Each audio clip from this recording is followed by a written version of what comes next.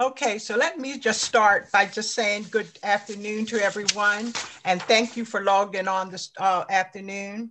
Thank you, VSGI, for presenting this afternoon.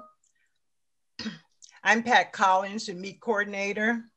The topic this afternoon will be poly-hybrid learning for MEEC members, and the contract supporting this topic falls under audiovisual. Your host is Rashawn Wood, MEEC specialist. Rashawn, I'll let you have you introduce your presenters, okay? Okay, no problem. All right, well, thank you guys. Thank you so much, everyone that was able to join us this afternoon. A little over a year ago, began what was an unprecedented and extended mitigation effort against COVID-19. And it has forced many of our customers, especially on the education front, to pivot to new ways of educating. A year later, we're starting to get back to normal. However, challenges still remain, as many regions across the US and across the state of Maryland are beginning to reopen and think about how to do so safely and effectively. Last year, at this time, actually about a year ago, VSGI actually began this series of webinars, starting actually with the Poly team, for MEEC members to identify solutions available to address the hurdles at that time. Today was actually is our same goal. We have teamed up once again with the experts at the Poly team to inform the MEEC members about available hybrid learning solutions and how video, voice, and content sharing solutions can empower your educators to deliver exceptional learning experiences in and out of the classroom. So just wanted to say thank you once again so much to everybody, all the members that joined today. I want to thank the Poly team for joining me. I am Rashawn Wood, the MEEC specialist. I'm also joined today, like I said, by the Poly team, Brock Rafi, who's the Poly Vertical Account Manager for the East, Melissa Griggs, the Poly Account Grants Manager, and Erica Nori, my apologies, who is going to be doing our demonstrations today. I'll also let them give a little bit further elaboration and introduce themselves. But we can go ahead and move on to the next slide.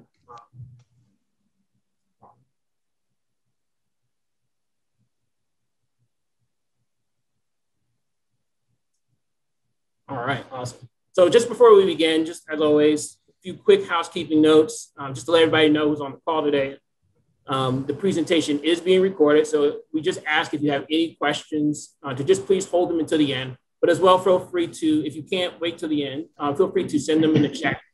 My colleague Manoja is also joining us from VSGI. She's going to be handling the chat function. So if there are any questions, definitely feel free to put it in the chat, and we will answer those at the conclusion, in the order to receive at the conclusion of the webinar. As well, if there's any additional questions after the webinar is over, feel free to send it directly to our team at meek@vsgi.com. And just if there have any questions and answers or any questions about how to do that, just like I said, feel free to put them in the chat, and we can definitely get those answered for you. We will be doing a raffle prize. So how we're going to do that, so everybody who joined, please, if you don't mind, if you can send us your email address in the chat. That way, the winner at the end of the conclusion of the webinar will be notified who won. So you can go ahead and move on to the next page. Thank you. So just a quick background for anybody this is their first time joining us. VSGI, we're a full service nationwide audiovisual integration firm. We've been in business for over 30 years, and we take a agnostic product consultative approach, customizing solutions that are based on our customers' objectives. And one of the great things about us is that we maintain the highest level of certifications with our partners, including Poly. So we definitely we're very flexible, and that's why we wanted to continue to educate and bring all the solutions that we offer to the table that you guys can learn about. And so with that, enough about VSGI. I want to get to why we're here today, and I'm going to pass it over to my friends at Poly. Brock. Great, thanks, Rashawn. So my name is Brock Rafi. I'm relatively new with Poly. I've been here since I think the end of September. So as Rashawn had said, I cover higher education and K-12 in Maryland, as well as a couple other states, but really focused on the educational vertical right now. So for those of you who are not familiar with Poly, Poly is a conglomeration of Polycom and Plantronics. So around 2018, I believe, the two organizations merged, which ended up giving us a complete portfolio of solutions around voice and video. So many of you may know Plantronics from being a legacy headset manufacturer. Actually, the headset that went to the moon with Neil Armstrong was a Plantronics headset. So that's as far back as we've gone making audio devices. And then the Polycom has always been a legendary audio and video solution, whether it's with our desk phones or our group video systems. So now we have a complete portfolio of solutions for the educational applications, whether they're personal devices for students or faculty or administration at home, all the way up through room solutions. And we're going to look at one particular solution, which is extremely popular right now in both K-12 and higher education for that hybrid learning environment.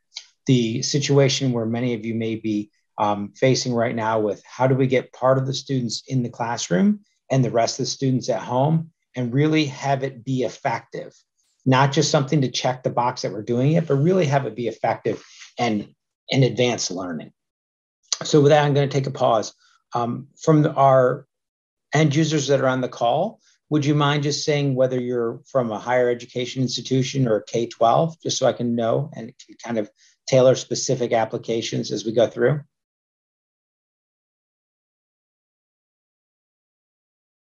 All right, I got one higher education. Thank you, Brian. And we got a K-12. All right, so we have both. So great, we'll talk to both. Okay, we can go next slide, please. Okay, so the challenge it's facing both higher education and K-12 really is how do we accomplish this hybrid learning? And what we're seeing is the main desire is how can we replicate that in-room experience to the students at home? A lot of the solutions that have been put in place have just been through necessity. Early on in the pandemic, a year ago, many organizations just bought webcams thinking this may not be a long-term solution that they had to provide for. And those webcams may not be cutting it. It may not be delivering that level of education that the students at home or even in the classroom need. And the learning gap is accelerating and widening so that students really are losing a lot, falling behind. So what schools are looking for are ways to replicate that in-room experience to the remote learner, but be able to do it in a scalable, cost-effective manner. And lastly, they really need to have solutions that are going to aid in closing that learning gap. And the reason why I have this as an asterisk here is when the first round of federal funding, which Melissa on our team will talk about a little bit later, when the first round of federal funding came out, schools, K-12 and higher education, were allowed to buy pretty much anything they needed in response to COVID, whether it's personal protection gear, hand sanitizer, you name it. There really were no strings attached. Now, with the additional levels of funding and programs that have been provided to higher education and K-12, there have to be specific requirements that are met. And one of those requirements is using the technology or using the money rather to close the learning gap and also develop sustainable solutions that will keep closing this learning gap and provide unique learning environments. Next slide, please. And Melissa will speak more to that.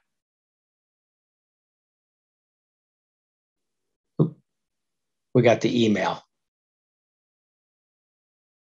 All right, great. So I'll open this up.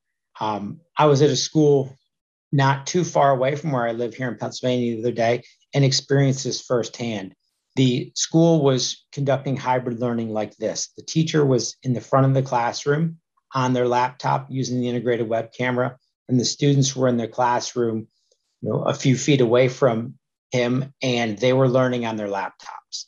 This isn't what really hybrid learning is intended to be, but in many cases, the institutions that are conducting hybrid learning this way, they're limited by the technology they have. They may not know that there's technology available really to eliminate this. Because when you bring students in the classroom and have them learn as if they're at home on their laptops, it's really not effective. for the students in the room or for the students that are on the far end. From anyone that's on the line here, is anyone conducting hybrid learning in this matter at your school, whether it's higher education or K-12 today? Let's go to the next slide. Okay, so as I said, one of the reasons why schools are conducting hybrid learning in that manner is they aren't aware of the technology solutions that are available. And some of those characteristics those technology solutions have to have is the ability to capture audio within the classroom, whether it's from the teacher or from the students as they would move around. That will help the kids at the far end be able to feel like they're part of the class. Also, the ability to have automated camera tracking. So when the teacher inside of the classroom is instructing to the kids in the classroom, they may walk around the front of the room to work on a whiteboard or a chalkboard. If they're using an integrated camera on the laptop, they're not able to effectively transmit that image to the far end.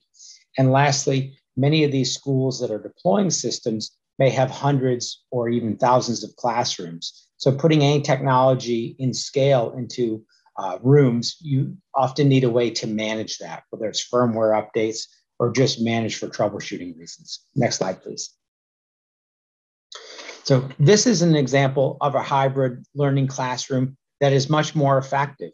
In this case, one of the devices we're going to show, this Poly Studio USB, which is a USB peripheral device, is connected to the instructor's laptop or desktop computer via USB and whichever conferencing platform they're using, whether it's Google, Microsoft, Zoom. The Studio USB becomes the camera and microphone for that conference. The students on the far end have the ability to see the teacher in the front of the room, and as he or she walks around the front of the room, the camera will track them as they move. The audio transmitted from the device has the ability to be heard by any of the students in the classroom, and when they ask a question,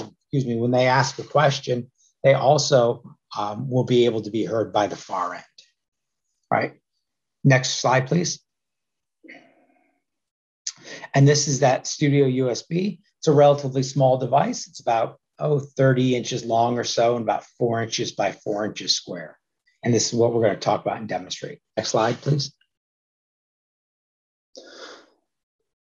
Audio is often more important than video when you're in a conference call like this or in a hybrid learning environment. And that's why we prioritize audio. It has fantastic audio that we'll see in the demonstration, a very good pickup range. This device can be up to 15 feet or so away from the farthest participant, and the audio can be easily captured.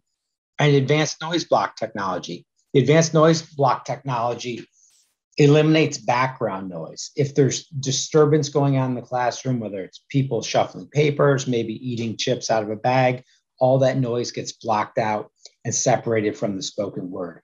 And lastly, something called an acoustic fence. This also creates almost like a field of view for a video camera, but with audio, so you can block out background noise that is outside of where you want to capture the audio.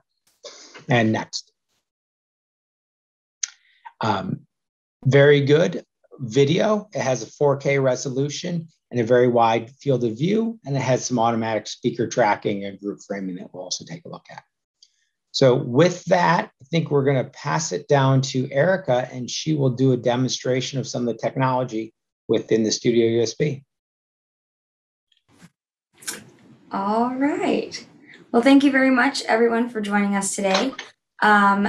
If you can go ahead and drop content right now, and then if you're also able to go ahead and put me in speaker view so you can have me at full screen. I'm actually on the Studio USB right now. So I'm just USB'd into my laptop. It does run off of power.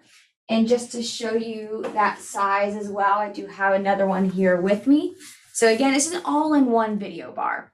Everything you get here, you have your camera, your mic, your speakers, everything built into one to have an easy video experience.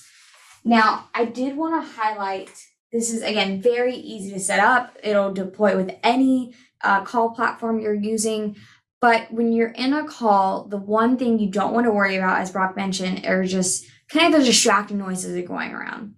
And I really want to speak to the audio innovations that are built in. And that's first is going to be our noise block technology.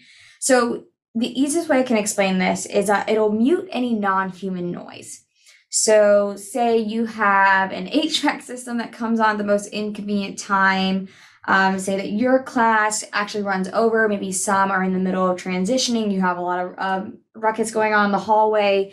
You can't really mute that noise without stopping the conversation. So noise block will mute it for you. So I'm going to insert just a backing noise here that's very loud and very distracting. I'm going to go ahead and turn on that noise block technology.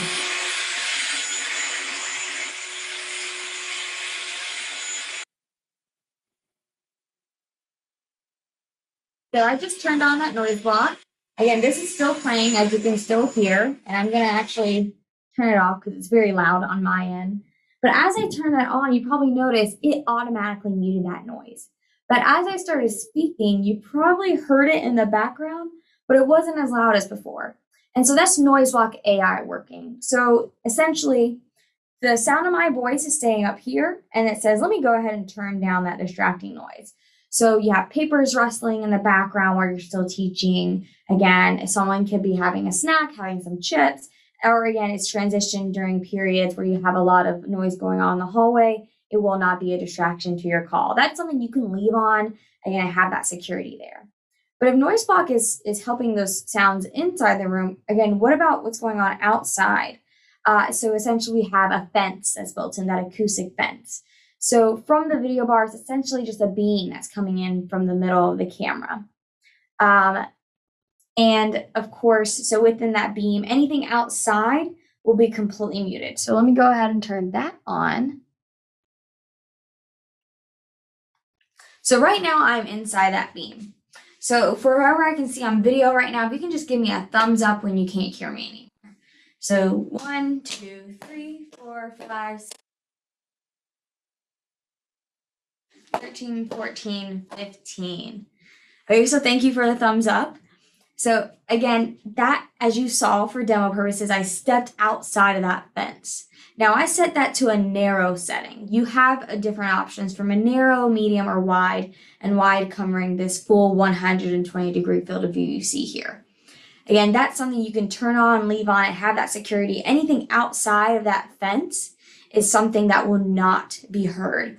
So say you need to focus on your virtual students. Your students inside the classroom are working on an assignment, but you have to go ahead and, have another assignment for all your virtual students. You want to go ahead and have that fence on, so whatever the students inside the room are doing are not heard on for anyone that's on your call or on the far end.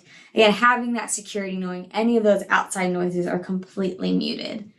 Now, again, I'm controlling all of this from an app, but you don't have to have the app to control these settings.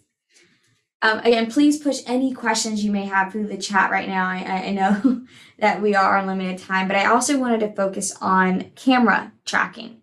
So right now I have camera tracking off. If you're coming from a laptop right now, it's probably been a little hard to see me, especially if it's a small window. So if I turn my camera tracking on, and I have a remote here that comes to Studio USB, it's going to recognize that I'm the active speaker in the room and then zoom in on me, as you can see here. So now it's recognized that I'm the active speaker, took out really all that negative space that wasn't necessary. But I need to walk around the room. I need to make sure that camera's going to track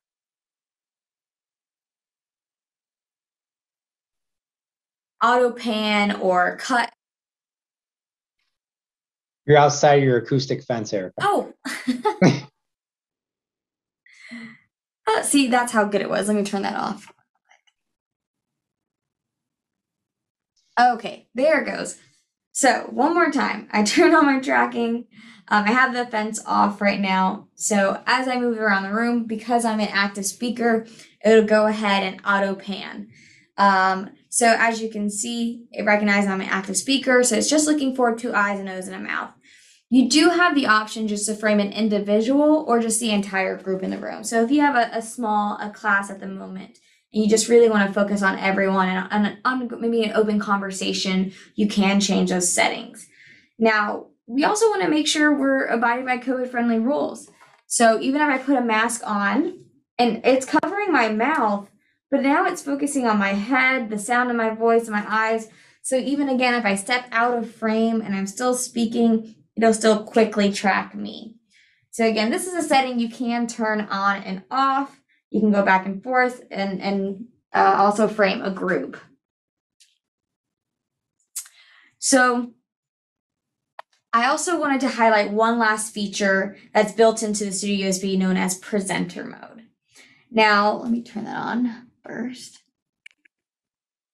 Presenter mode is essentially as if you have a camera crew in the room with you. If you've seen a TED Talk before, you know how seamless it is to have that camera crew follow with you, knowing that they're going to track your every move. So again, I want to make sure that my camera is going to follow me at all times.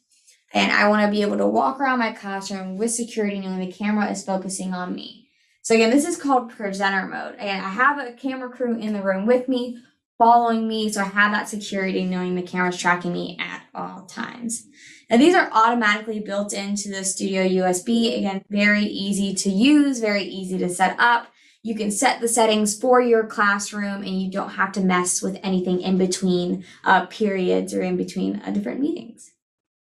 Now, I will go ahead and pass it back to Brock, unless anyone has any questions. Yeah, Erica, that's fantastic. One thing that I just did want to mention, so this is a USB peripheral device. We also have devices that are designed to be native, like Zoom or Teams devices. So maybe can you just show us like an X30 or X50, like in Zoom mode, just real quick? Sure. And or we might need to switch cameras since you were playing on that. So we'll just talk to it. Oh, you're fine. I can stay on this one. Just again, it'll be on the fly. But as you can see, I do have, again, this is a USB peripheral. So it's just like a regular webcam plugged into your laptop. But if you want, say, a native Zoom experience, this is what you see behind me right now. And so we have two devices known as the X30, which is mounted above this screen. And this is essentially having a computer built into it, and it's running that Zoom app. So I have all the same Zoom capabilities that we're using right now on this client right here. And then we have an X30, which is great for those medium-sized rooms. We have up to 10 and 12 people in the room. The X30 is for the smaller spaces. This is really great because you don't want to have to worry about plugging and unplugging, again, the device. You have everything set here. I can actually easily send my meetings that I've set up for each class to this device. So it essentially has an email address attached to it. So just like we sent this invite to you today, you would essentially set up your invite, set it to your video system, walk into the room, and have one button to touch. So let me see if I can zoom in just a little bit. I can. So I have a touch control here right now. It has all my meetings set up. Again, I just have a quick start button, walk in, and then my meeting will be started. I have all the same capabilities that we're used to using within Zoom. So you have access to your chat. You can record your session. You can, again, manage who's in the call. If someone forgets to mute, you hear someone's dog barking in the background, you can actually mute the individuals or everyone all at once. And then, of course, having all the camera and audio innovations I just showed you also built into this device. I will say a lot, we have a variety of cameras that have tracking built in. And speaking specifically to some of those audio innovations like noise block, that's built into, I want to say 99% of our products, from our headsets, our personal devices, these group devices that you see behind me, and also and beyond. So whatever you need to use, whether it's just your personal webcam at home while you're teaching with a headset, you still have that security, knowing that those distractions won't be coming into your classes. So again, these are, just centralized devices that you can use here. You get that full Zoom experience, again, with just a computer built in. And also, they're just very easy to set up. You don't want to have all those wires and the mess in your room. So we have essentially just 3 wires you need connected. That's power, network, and that's the HDMI to your screen. And you're ready to get up and running. Again, it's very simple and very easy to use. Yeah, thanks, Erica. That was really good. Yep. All right. I think, Melissa, do you want to kind of talk about some of the federal funding opportunities and and how schools can take advantage of those? Absolutely. Thank you, Brock. Yes, as mentioned earlier, my name is Melissa Griggs, and I represent the Poly Grant Assistance Program. So just to give you kind of a quick overview of what it is we do at the Poly Grant Assistance Program, we are a value-added service to Poly. So our customers or potential customers don't pay for our services. We're really, again, just a resource and a value add to our partners and to, again, potential customers. So I divide what we do into two different areas because we probably will all divide our lives in pre and post pandemic, but we've always looked for competitive grant, discretionary grant programs, foundation, state, or federal funding opportunities that have a play for these technologies. So prior to stimulus, we had this opportunity to work with organizations in the education space on distance learning and things of that nature.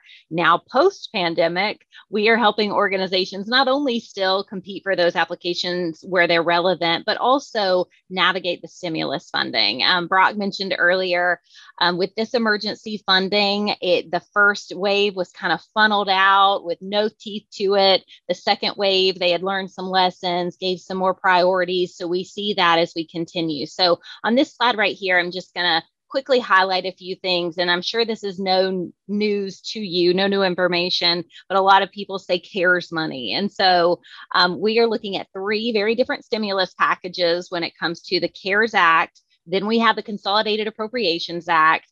And now we're in the midst of the American Rescue Plan. All of these had different buckets of money under the Education Stabilization Fund. So you've got your, what we call ESSER, which is your elementary and secondary school emergency relief for your K-12. We have here for what we call the Higher Education Emergency Relief Fund for our higher education community college organizations.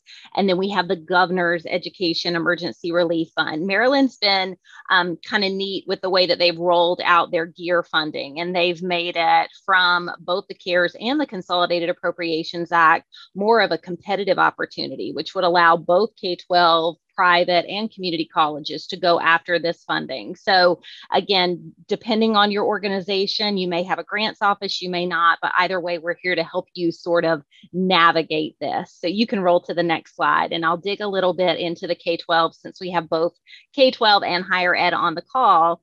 As I'm sure you know, in the K-12 space, the CARES funding, again, it was things that weren't budgeted for. It could have been that hand sanitizer, PPE, custodial staff, whatever it took to get you guys through the pandemic.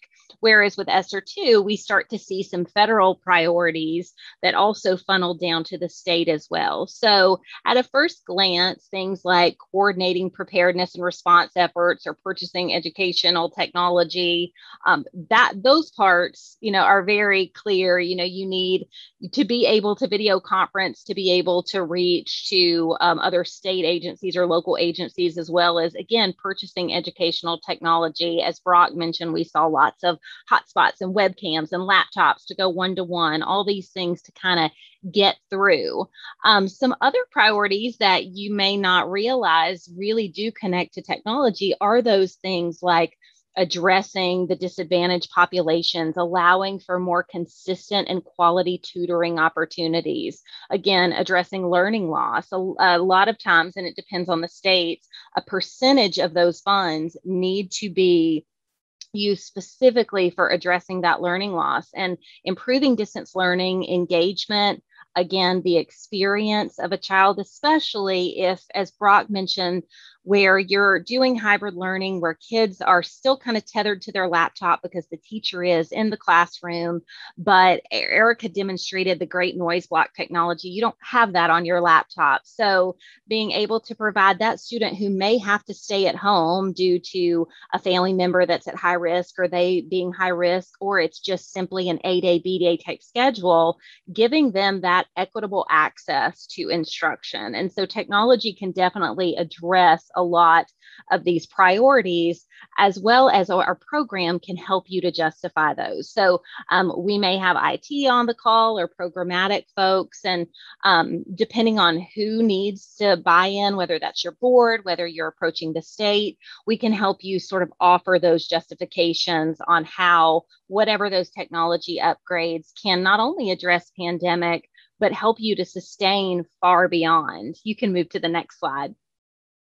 One thing I'll say before I jump into higher ed, and a lot of what I want to get across in my communication with you, is that when pandemic hit, everyone was sort of caught, and we all sort of had an excuse. Everyone had an out. If we needed to go to paper packets, or our phone systems were failing, or we didn't have one-to-one technology or distance learning options, we kind of got a free pass. That won't happen again. We've had 3 stimulus packages pass, as well as a 4th in the works. This is really the opportunity that K-12 has not had in some time, as well as higher ed, to invest in these robust technologies that, again, are not going to allow for continued operations if a pandemic situation sends everyone back home, but also to allow you to teach in this new normal where you are going to have some hybrid students, but also things like dual enrollment opportunities and virtual field trips, distance learning as it were before pandemic and how it will be beyond pandemic. So taking those opportunities to make those investments. When it comes to higher education, your funding was funneled a little bit differently through the Higher Education Relief Fund. 50% of that needed to go directly to student relief efforts, whether that be tuition, housing, childcare, whatever that may have been, direct payments to students. That other 50%, however, was what they called the institutional spend. So again, you're changing pedagogy. You are taking a class that used to be only teach or provided face-to-face, and now again, doing it virtually fully or in this hybrid modality. So being able to invest in those technologies that, yet again, the teachers and the professors, everyone in the education space has been tasked with so much during this pandemic. So removing those barriers of having to navigate the technology and log in and log out and switches and cables, and just allow them to untether from that laptop and teach in a more organic fashion is not only easier on those teachers and professors, but also, again, a better end user experience. So investing in outfitting more distance learning classrooms, HyFlex classrooms, personal devices if the students are going to be at home and you're providing them with, again, that noise canceling headset. So if you have multiple things happening within your household, that's not only distracting for the end user, but also if that noise is funneling through into the classroom as well. So again, an alignment with technologies we're definitely seeing in the higher education space. You could go to the next slide. I briefly touched on the governor's emergency education relief. Again, in Maryland, we've seen some competitive programs. So I will be curious to see how with the American Rescue Plan, the 3rd stimulus, whether they will make that competitive or provide more allocations. And if anybody knows and wants to pop that in the chat of how this, not the 2nd round of funding, but that 3rd round of GEAR funding, this is for your non-public schools, your charter schools, and again, sometimes competitive programs that are open to both higher education as well as K-12 private charter. But again, priorities that are remote or hybrid learning and education and support services, the mental health of our students. I touched on this a bit in K-12 being a priority of the ESSER funds, but we're seeing not just in K-12, all across the gamut, this need for access to mental health services. And so again, that could look like salaries and staff and warm bodies to actually fill those school psychologist, school counselor positions, or it can be leveraging the staff you already have, allowing them to reach more students or staff by leveraging telecounseling, telebehavioral health. So again, it provides that access, but again, allows for that investment in the technology. So you can scroll to the next slide, where again, I touched briefly on the American Rescue Plan, but for Those of you in higher education, I think it's important to say that not only, and I mentioned the ensure every school has access to a nurse, the behavioral health, some of those typical use cases, but when you're looking in the higher education space, a lot of the third stimulus, as well as the fourth stimulus in the work and the American Jobs Plan, have this huge emphasis on workforce development. And we see a lot of that in the higher education, the community college, the technical school space. So not only is there money there, and we're seeing institutions navigating having to switch to completely virtual for some of their students, or they're seeing decreased enrollment rates. You know, how do we still reach those students, expand the access and the reach rather of our organization, but also, again, wisely invest in this funding that is readily available right now with higher levels of distance learning. So we are going to be able to address that need for a skilled workforce. And as unemployment rates skyrocket, the need for skilled workers skyrocket. So really leveraging the community college and technical school space to fill that gap and provide that skilled workforce for those jobs that are going to be created as part of the new stimulus packages. And so again, this is not a news story. This was a story before pandemic, when you had non-traditional students and wanting to provide them the same quality instruction and curriculum as those traditional face-to-face students. So it's learning that new normal. How do we navigate that? And then, of course, here at the Poly Grant Assistance Program, we are here to help you understand that, again, provide those justifications, and really address what specific technology you're looking to achieve and invest in that's going to sustain you, not just through pandemic, but beyond, and what bucket of money or funding may be available for that. The next slide I will just quickly touch on, and we've gotten some new news since I was able to give Sean my slides. We also work, as I mentioned at the very beginning, on competitive and discretionary grant opportunities. So one of our biggest programs we work on every year is the RUS DLT. So this is a USDA program funneled or administered rather by the Rural Utility Service. And DLT stands for Distance Learning and Telemedicine. So this particular funding opportunity is unique in that it is purely for capital expenditures. It's not going to pay salaries or indirect costs, but it will allow you to purchase and own the equipment. So hardware, software, peripherals, cabling, switches, training, installation, maintenance, all of those things that are necessary to facilitate distance learning and or telemedicine. The kicker to this is it has to benefit rural areas. So whether you're in a more urban or suburban area and might have either schools or satellite campuses in more rural parts of the state, this could be for you. It can be partnering with healthcare organizations, K-12, higher ed, state and local governments, like all of those. As long as you are not a federal organization or a sole proprietorship, you are eligible. You can partner, you can ask the federal government for up to $1 million in a federal request, which requires a 15% match.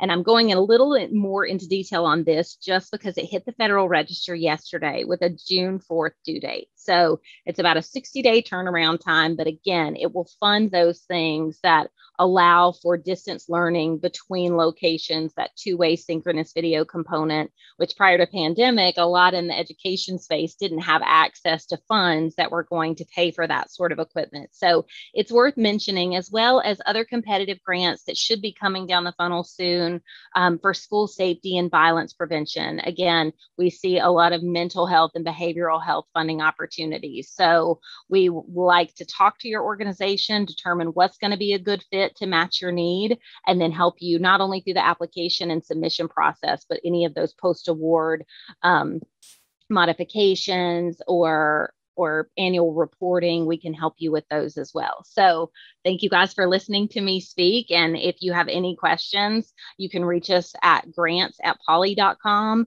And yeah, I will turn it back over. I'm not sure if I'm going back to Brock or who I'm going back to, but thank you guys for listening. And if we can help in any way with the funding, we would love to.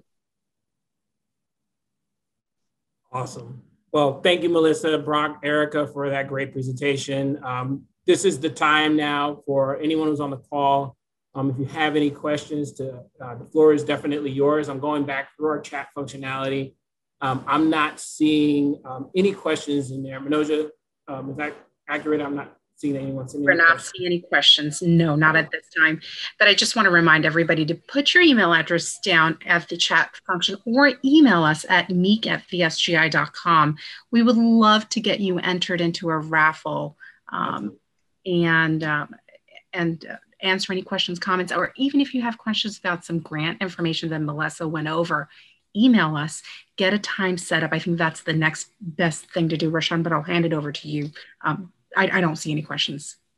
Yeah, so like Manoja said, yeah, feel free to send us any questions, or after this is over, feel free to contact us at meek@vsgi.com. But while we have Polly here, like I said, the floor is open to the callers that are on. So feel free to ask any questions you guys might have.